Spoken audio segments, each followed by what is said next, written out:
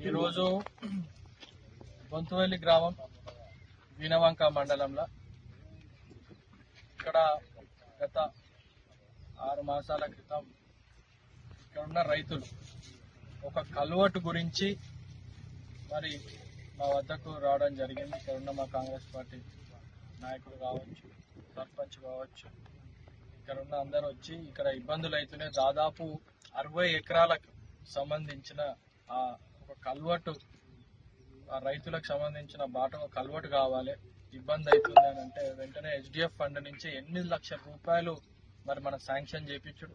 మరి దాన్ని మరి ఇక్కడ వాళ్ళు పూర్తి చేసి మరి ఈరోజు ఆ పూర్తయిన కల్వట్ని మరి సందర్శించడం జరిగింది. చాలా సంతోషంగా ఉంది. రైతులందరూ చాలా సంతోషంగా ఉన్నారు. ఎందుకంటే 60 ఎకరాలు, ఒక ఊరికి 60 ఎకరాలకి ఇప్పుడు ఉపయోగపడుతుందంటే చాలా మంచి గొప్ప విషయం ఇది.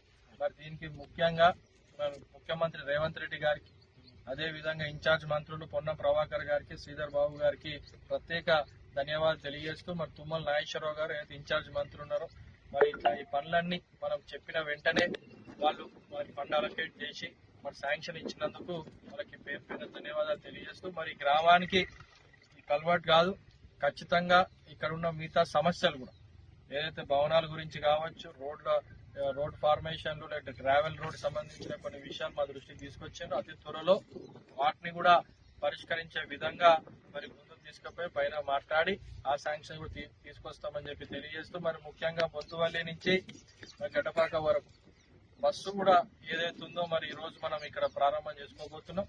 అది కూడా చాలా సంతోషం విషయం. పొన్నం ప్రభాకర్ గారికి ముఖ్యంగా ధన్యవాదాలు నేను తెలియజేస్తున్నాను.